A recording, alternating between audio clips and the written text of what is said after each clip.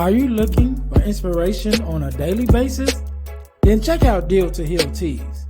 With our inspirational teas, you're sure to find something to inspire you. That's dealtohealteas.com. Put some inspiration in your situation. Wear inspirational tea and be inspired all day. Let's go to dealtohealteas.com. Again, that's dealtohealteas.com.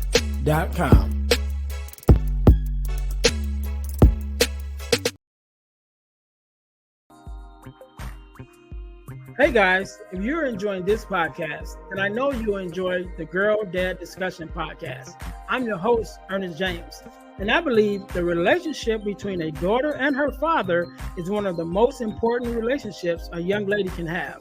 And therefore, my mission is to promote the daddy-daughter relationship by sharing the voices of girl dads to the world. So check out our podcast on every platform where podcasts can be listened to. And if you want to watch the podcast, check us out on our YouTube channel. Again, that's the Girl Dad Discussions podcast with your host, Ernest James.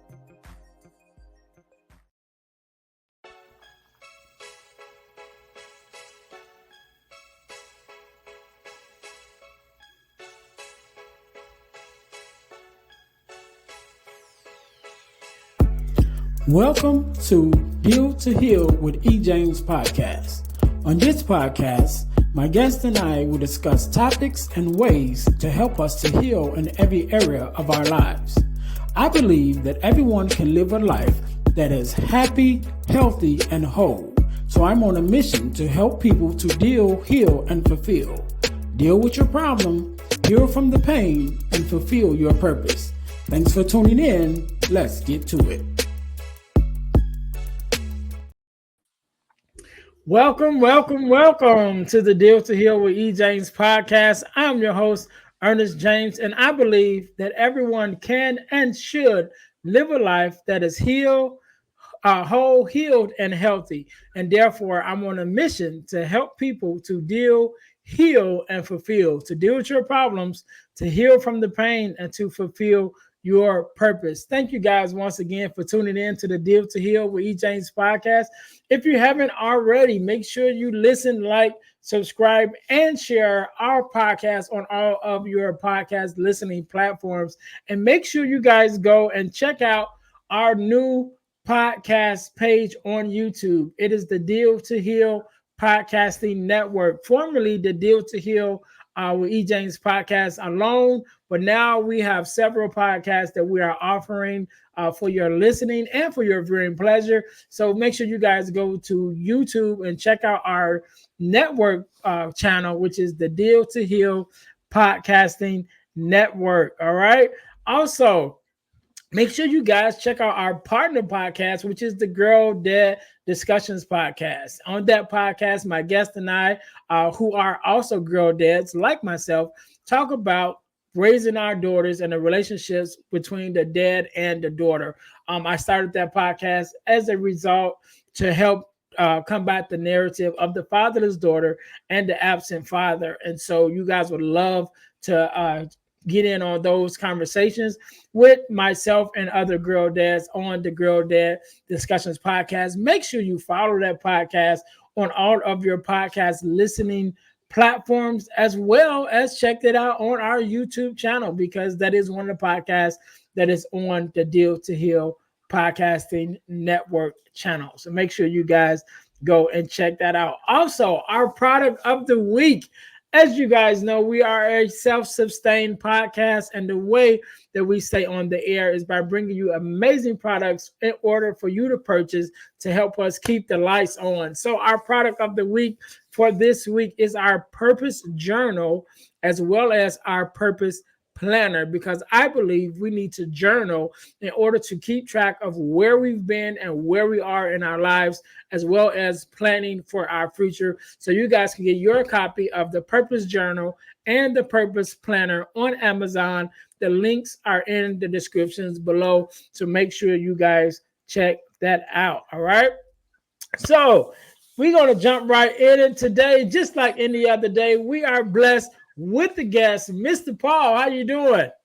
Hey, I am excited to be on your show, Deal to Heal. And I am telling you, tonight is going to be an amazing night because people are going to heal when they hear my story. Right. All right. Love it. I love it. First of all, let me say thank you for being here. Thank you for being on because you could have been doing anything else with anyone else, but you are here with me tonight, and I definitely appreciate it. And because we had a little conversation before we got started, I already know that you are a girl dad. So just like I asked all my girl dads, two questions straight off the bat. Number one, what does it mean for you to be a girl dad? I tell you what, it means a lot to be a girl dad because without my two girls, I learn about compassion. I learn about love. I learn about tuning my ear to listen to them. I learn to be open and honest about relationships, about hardships in life, and also about dealing with people one on one or in a group. I always taught my two girls and to have emotional intelligence because Mhm. if you want to go further in life, you need to have emotional intelligence. Right, right. Okay, okay. My second question was going to be tell me something your daughters have taught you, but you just named a couple things that you already learned. So I guess you kind of already answered it. So Paul, do me a favor. We're going to jump right in it. Do me a favor, introduce yourself to my listeners and tell us who you are and a little bit about what you do. Well, I am Paul Lamar Hunter.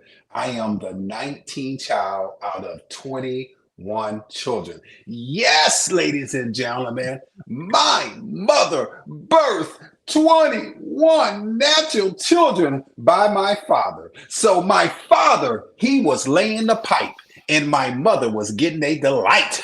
So 17 of us living today, 63 grandchildren, and 87 great grandchildren. And I'm telling you, all right, Mr. James, don't mess with me because I have a lot of siblings.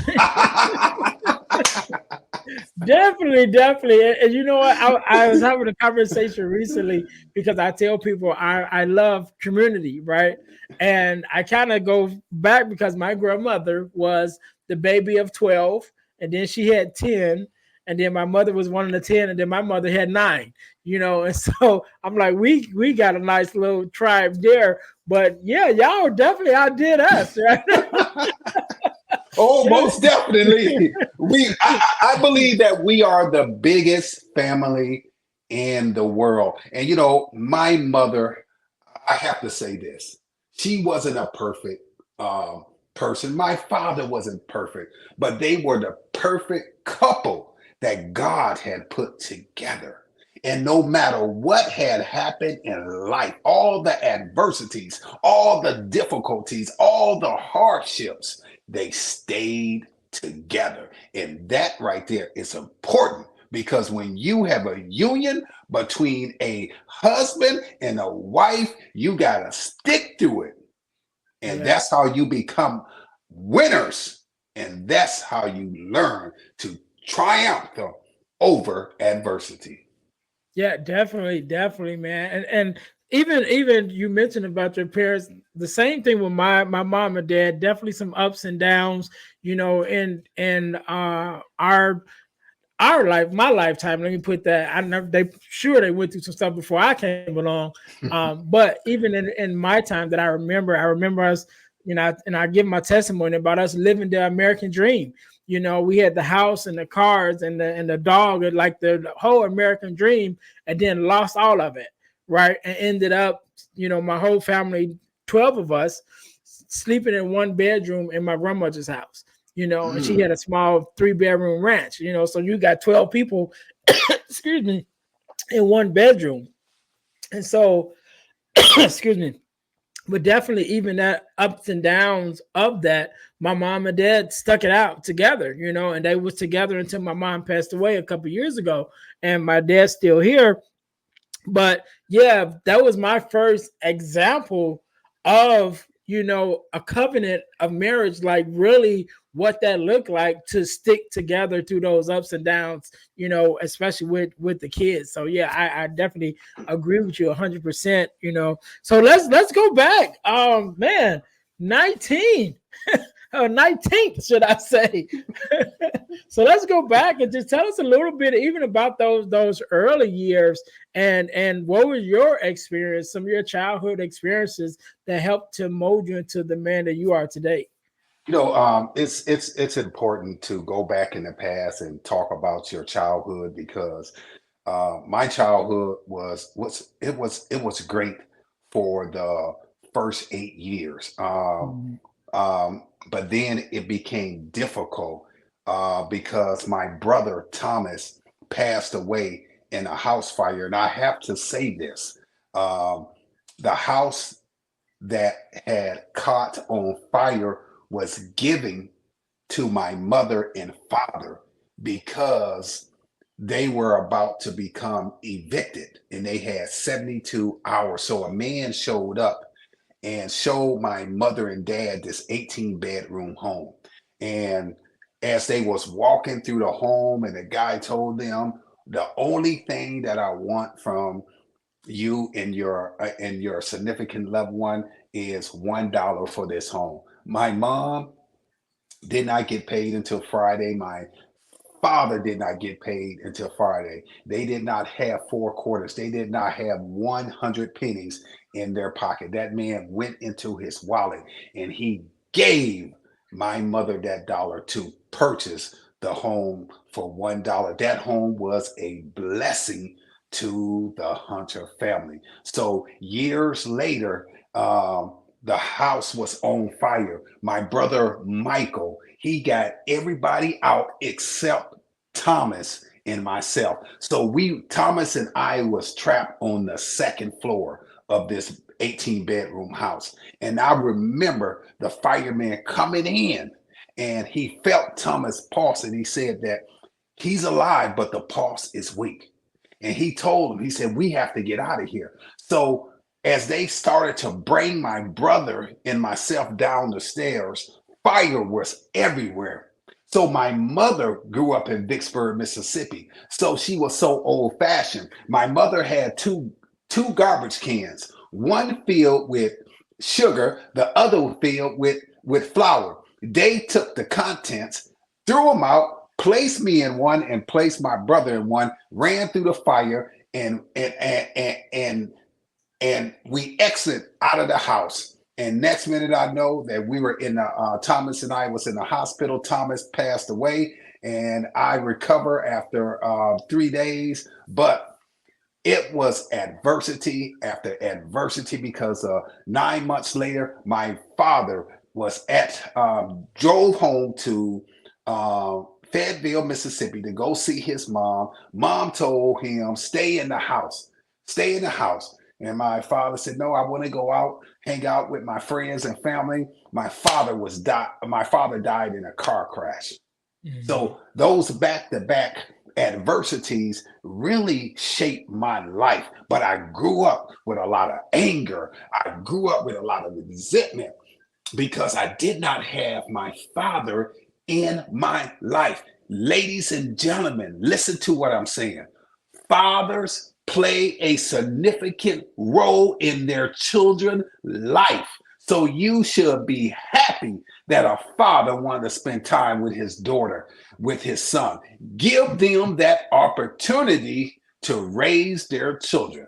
I'm asking you to please give them the opportunity to raise their children. And so as I was growing up, like I said, I grew up with a lot of resentment, a lot of anger and bitterness because my father left me when I was 8 years old. But what really happened is my older siblings, my older brothers became a substitute dad for me, gave me discipline, gave me structure, gave me guidance, even for my sisters, they were helping me with my education because I had a speech impediment. But what I learned is that I had to practice and practice and practice. in order to get better. But everything that happened in my life made me the man that I am today, the 19th child out of 21 children. Like I told you earlier, my mom and my dad wasn't perfect, but they were the perfect couple that God had put together. Yeah, yeah, man. And I want to go back because even when you started the story and you talked about the house, and I was like, okay, and it was like $1. I'm like, that was a blessing. First of all, a 18 bedroom house. You said eight bedroom house. This 18 18 bedroom. bedroom house. I had to That's make a sure I heard that right? Because I that's was like, how that's that's a how big good. house. Yes, that's how good God is. When you are facing adversity, your back is against the wall. Guess what? That's when God comes and show up and show Definitely, out. definitely. Yeah, and he definitely showed up and you guys, man. And I was sharing my story, just that what knowing where we were, and like I said, we are living the American dream as some would believe, and to lose everything and being old enough to remember that, you know what I'm saying? I Yes. definitely can understand, how much of a blessing that was for your mom and dad to not only to be blessed, first of all, with the opportunity to have a home that could fit your family. You know what I'm saying? And then the opportunity to get that home for $1. That's a whole nother thing. And then the third one, we talking about threes, the third one for not even to have the dollar to put down, but the guy to give you $1 just for you to give it back as a down payment. That in itself is just amazing. And again, talk about how God works, and my condolences are on the loss of your brother and your father. And because I know that was a definite change in lifestyle and changing things, like you said, how it affected you. But one thing that you said that I really congratulate was that your older brothers stepped up and still were able to give you the guidance that you needed, that maybe your father didn't have time to give you.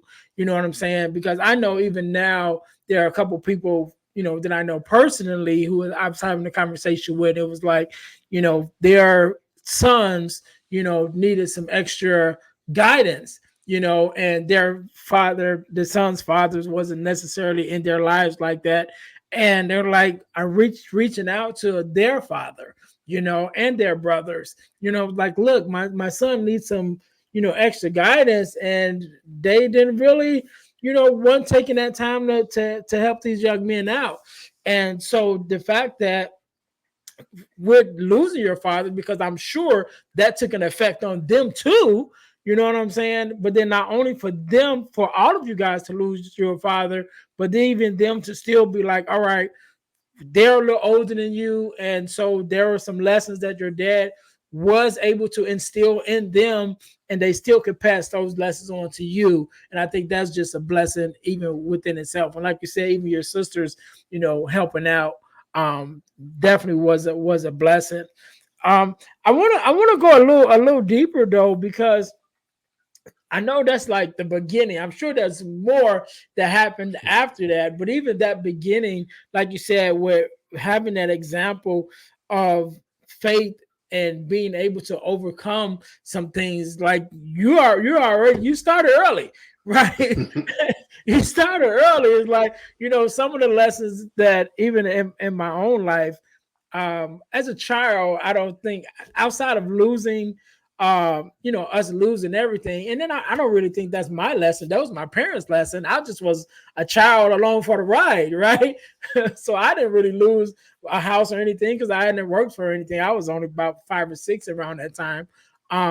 But for you guys to get started, and you to be going through these changes as early as you were, and then I'm sure it didn't stop there. I'm sure there was some things that came after, and even we can, you can share some of those things that kind of came after, other hardships that you guys had to deal with. But what were some of the things that you picked up along the way to even help you still, even at that young age, be able to get over some of those things, the loss of your brother, the loss of your dad, you know what I mean? And the loss of the house. I don't know if the house was completely, destroyed from the fire. You didn't mention, but even if that's the case, then that's, another thing on top of that. Well, the house was completely destroyed, and we were at our auntie's home, and I'm gonna tell you something that God always worked in mysterious ways. So once that happened, we were able to go to another big house that was a 15-bedroom home, and so Mm, it everything worked out in our favor. But I really do want to thank the community in the city of Racine, Wisconsin, because they poured out their blessings upon the mhm, Hunter family life. I'm talking about my brother's funeral. It was like a rock star, a superstar funeral. Even for my dad funeral, it was like a rock star funeral. It was like a celebrity funeral. The people always came to our need. I remember a time, my brother, kid you not, it was Christmas Eve. We did not have a Christmas tree. We did not have any toys. Do you know a knock at the door reveal unexpected gifts from unexpected people? I'm talking about toys, Christmas trees, food. You understand? They mhm. gave and gave and gave. So the community, people in the community, Racine, Wisconsin, I love you. Always came to the Hunter family aid. I'm talking about it's that's the reason why it's important that people go out get my book, but also go out and get my mother's book, Love and Charity: The Life Story of Louise Hunter in the Love and Charity Homeless Shelter. Because I have to emphasize that when somebody had gave my mother that house for $1, it told my mother that she had to go out and help other people. So Mhm. my mother started the first homeless shelter in the state of Wisconsin as an Mm. African woman. As an African woman, she started the first homeless shelter in the city of Racine, Wisconsin. And that shelter stayed active for like 45 years until the doors has closed. So what I learned in my story is that when you are in a position to assist someone, give, give, because somebody gave to the Hunter family. Mhm. So now that I'm in position, I just give because somebody had gave to us when we were in need. Yeah, yeah, and I definitely agree with you, because one of the things that we went through, even after we lost our home, we ended up getting another home that my grandmother had purchased. And after some years, that home needed some renovations or whatever, and it didn't quite go right, and ended up messing up the whole house. But my family again found ourselves needing shelter, and there were people in our church, my aunt, ladies in the church, different people who were in our lives that was like, hey, come, you can come stay with us, for a time being until, my mom and dad was able to actually buy, another home and, start that over, which was great. But those lessons stay with me as an adult, even as I grew up. And so even after I got married, my sons always, and I think it part just was a part of God's plan, but they always were connected to their friends who fathers weren't necessarily in their lives, right? And so for whatever reasons, there were times where they needed to come stay with us because of whatever was going on at home. And so shoot, over the 10 years of my marriage, I don't think we ever went 1 year without somebody staying with us. You know what I mean? It was always like somebody, one person or another. And we always had that open door policy. Like if there's somebody in need that needs just nothing more than a roof over their head, as long as I got a roof over my head, that's always going to be a place for you. You know what I mean? Yes. Because I never forgot that there were people in our lives that provided us with a roof over our head, even if it was nothing more than that. Maybe it was my grandmother, again, my grandmother's house being a 3 bedroom, and they were already full, because they had other kids. You know what I'm saying? My dad's baby sister was the youngest, so they had other kids, along before we came. And so to take that 3 bedroom ranch house, no basement, just a regular small 3 bedroom ranch, and move in 12 people, you know what I mean? They didn't have to do that, but they did. They took out that time and opened up their arms for us. And then again, as time went on and we needed that again, there were other people in our lives that did the same thing, which makes me now still be like, hey, my door is open. I just had three three people, 3 families stay with me this year alone. But it's just like, hey, if you need it, like I said, if you need a roof over your head and I have a roof over my head, you don't have to sleep outside, because I didn't have to sleep outside because somebody opened up the door for me, Yep. And so I definitely share them sentiments that you have, and I think that's the key to us, as a community, as a nation, that's the key to us being better, is really looking out for one another and caring for one another, and I think a lot of with social media and this whole just new thing that's like me, it can't be all about you, because Yep. if it's all about you, then what about the next man? You may be doing okay, but what about the next man? And so I Mm-hmm. think when we start to, again, the Bible says, love thy neighbor as thyself, and we really start caring for our neighbor as much as we care for ourselves, then we'll really be in a better space. But I want to get back to you mentioned about the homeless shelter and your mom starting the homeless shelter.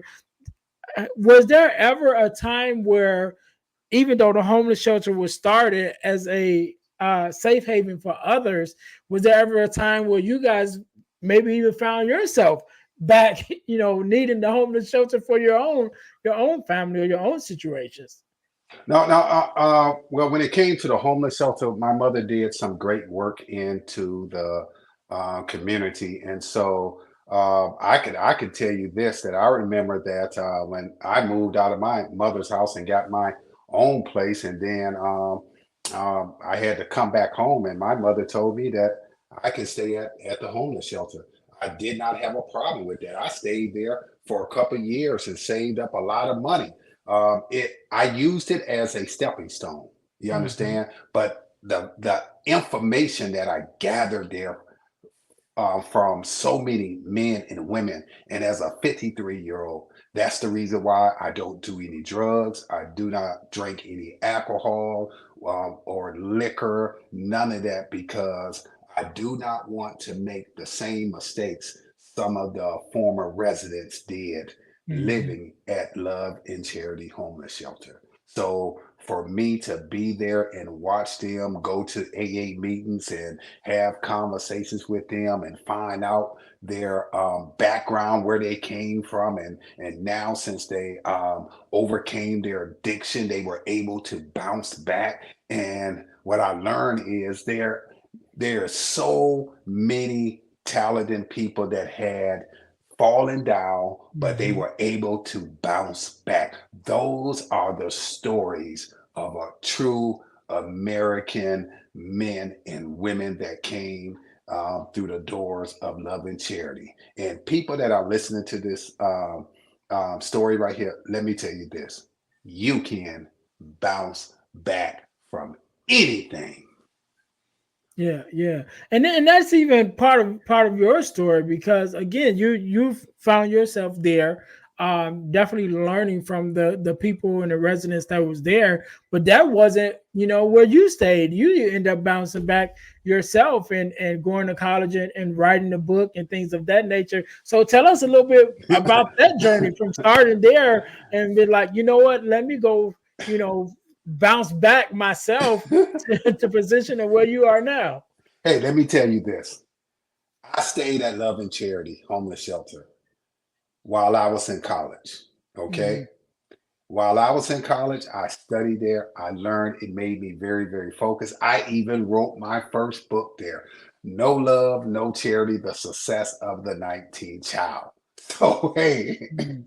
look what Love and Charity Homeless Shelter has done for me. My story has been told in countless newspaper, magazine publications. Do you understand that? So I'm so excited about my mother's book. I'm so excited about my book because both books have been combined together into a screenplay. So I signed a deal 2 years ago with Tailflix. Now we are in the process of getting all the characters together.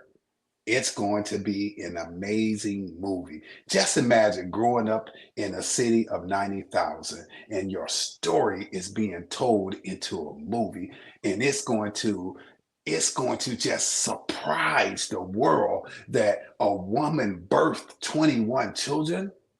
Do you know it took my mother 15 years to birth 21 children?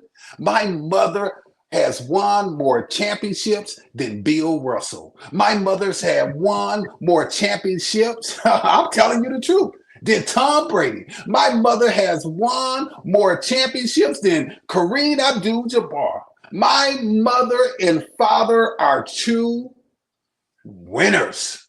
That's the reason why people should go out and get my mother's book, Love and Charity, the life story of Louise Hunter in the Love and Charity Homeless Shelter. And it is written, listen to this, it's written by a former resident named Dennis James Woods. Isn't that amazing? Mhm. Isn't that amazing? His story is a from poor to rich. Isn't that amazing? You can be poor in the ghetto, in a homeless shelters, sleeping on the street, and you can make it to the top. You can literally make it to the top. And I'm telling people today, please go out and purchase my mother's book and go out and get my book, No Love, No Charity, The Success of the 19th Child. Yeah, yeah, and I like the play on the names. Her book is Love and Charity of the shelter, and your book is No Love, No Charity. It's just like so I love that play on words, even with the names of the book. But let's talk a little bit about your success as the 19th child.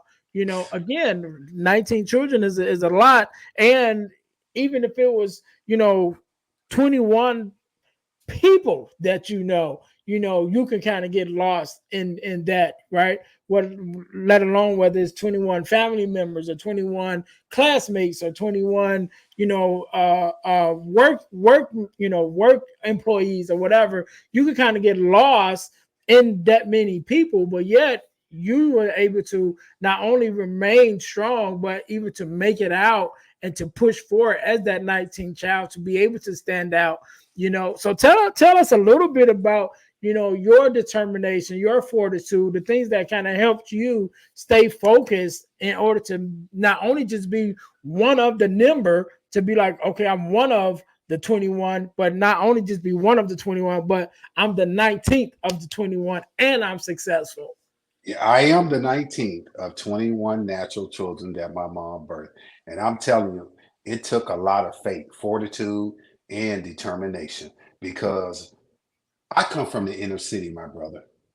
I literally come from the inner city and walking into an institution with so much burden put on you because I don't only represent myself, but I was representing my siblings, my mom, my dad in the inner city. But when I walked into Upper Iowa University and I made it to the top of the steps and I opened up the door and I looked up. And when I looked up, I said, I can only go up in this world. And ever since I graduated in 2012 with a bachelor's of science in business administration from Upper Iowa University, brother, I have been going up. I was profiled twice in Ebony magazine. In Ebony magazine. And guess what? I'm getting ready to make an appearance on the Jennifer Hudson show. I'm getting ready to make an appearance on the Kelly Clarkson show. So I'm telling your listener, God always provide. God always make a way. When you think he will never make a way, he will always make a way. So my success, I share my success with not only my siblings, but I share my success with people that been in my position, that have no hope, that says, I can't do this. I declare today, if a guy like me, Paul Lamar Hunter, the 19th child, can come from the ghetto, come from the hood, and go to an institution and graduate, you can do it yourself. You really All right. can. All right, I definitely I can feel your passion, right? And I can't wait to watch your interviews when you are able to once those things come about. And I'm definitely looking forward to not only reading the books, but definitely seeing the movie when you guys get that done. Please make sure you come back here. We can have this conversation. Be like, hey, it's done, Ernest. I would love to have to talk about that experience. You know, is your mom still here? I know you lost your dad. Yeah, my mom passed away 4 years ago. It's been four Okay. years since my mom has passed away, and my brothers and sisters are still struggling with that issue to this day. I never forget what my mom said to my siblings. She said, "My last three children will not take my death hard." She said that to my older siblings. She said, "My last three children will not take my death hard because they are going to be prepared for it. And Mm. they are the one that's going to hold you guys together." And it's absolutely true. It is absolutely true. And my brothers and sisters are still dealing with the passing of my mom, and they just still, grieving because your Mhm. parents are like a superhero. You understand? Yeah. And no matter what happened between the relationship with my brothers and sisters or with my mom and us, but we looked at our mom as a super mom. You understand? You remember the movie Wonder Woman? My Mhm. mother was like that. You understand? You know, she was a woman that was in the community and always prayed. And my mother used to pray when I was young, I didn't understand it. My mother used to call out all of her kids' name before Mhm. God. I couldn't understand that. But now, as a 53-year-old, as I go to bed and sometime throughout the day, I put my kids before God. I call out their names. I call out my granddaughter's name. I call out my siblings' names. Do you understand that? And it's just Mhm. strange. But I learned the power of prayer. I learned that the power of prayer always, always changes people's lives. Amen. Amen. I agree with that 100%. Man, Mr. Paul, I definitely appreciate you being on. I appreciate you coming. Um, I want you to have the last word. I want you to have the last word, and I definitely want you to leave us with word of advice, motivation, however you feel, and to leave us with your social media handles and where we can find you to follow you. So I'll give you a couple of seconds to think about that. To my Mhm. listeners, thank you guys for tuning in. Once again to the Deal to Heal with E. James podcast. If you guys had been listening to the podcast and you're wondering how can I start my own podcast, you can get your copy of my ebook, Start Your Podcast Now ebook, in only 3 steps, and it teaches you how to start your podcast in 3 steps, right? So I wrote the ebook because I was getting so many phone calls about how do I start a podcast, and I was helping a lot of people, but it seems like it never stopped. After I helped somebody else called me and say, Ernest, help me with the podcast. So I wrote the ebook, Start Your Podcast Now. You can get your copy at ebooksbyejames.com. Again, that's ebooksbyejames.com to learn how to start your own podcast. Also, make sure you guys go check out my personal website, which is the dealhealfulfill.org. Again, that's dealhealfulfill.org. Make sure you guys go there and check out the website in order to have me find out, first of all, more about me, more about the things that I have going on with the podcast, and also have me come out to be a speaker at your school or at your organization, as well as not only did I write the ebook Start Your Podcast Now, but I actually turned it into a workshop, and I'm now facilitating those workshops at schools. I've done it at a grammar school, and I'm actually now working with the students at a high school, teaching the students how to start their own podcast. And so if you want to have me to come out to book me to come out to be a speaker or to facilitate a workshop or something for you, for your organization or your school, again, go to dealhealfulfill.org, or you can just email me at info@dealhealfulfill.org in order to have me come out to be a speaker at your next event. Also, go to ebooksbyejames.com in order to check out the ebooks that we have available there. There are several ebooks along with the Start Your Podcast Now ebook. There's the From Males to Men ebook, Forgiving Me, the 4 Steps to Self-Forgiveness. And there is an ebook called The 4 Core, which is the 4 core values that every daughter should get from her father. And that ebook is also one of the segments of our podcast, the Girl Dad Discussions podcast, where we discuss those 4 values with the other girl dads, talking about how important they are into the lives of our daughters. So again, make sure you guys go check out ebooksbyejames.com in order to look at purchase the ebooks that we have. And also there's an opportunity for you to become an affiliate of the ebooks and earn 50% commission whenever you sign up to be an affiliate for the ebooks. Again, go to ebooksbyejames.com to check that out. And also check out our inspirational teas at deal2healteas.com. That's deal, the number 2, healteas.com. Put some inspiration in your situation. Wear an inspirational tee and be inspired all day. That is our tagline. Make sure you guys go and check out our inspirational teas at the deal2healteas.com, as well as check out our podcast merch, which is our t-shirts with our podcast logos for the Deal to Heal with E. James podcast, as well as the Girl Dad Discussions podcast logos on our tees. Make sure you guys go and check those out. Last but not least, I have been blessed the last year or so to be a part of an organization called the Forgiveness Mission. And what we do, we have free virtual workshops every other month, talking about forgiveness, what it means to forgive, who forgiveness is for, forgiveness of self, forgiveness of others, just really talking about everything concerning forgiveness, because I think that forgiveness is a big key to healing ourselves, our families, and our world.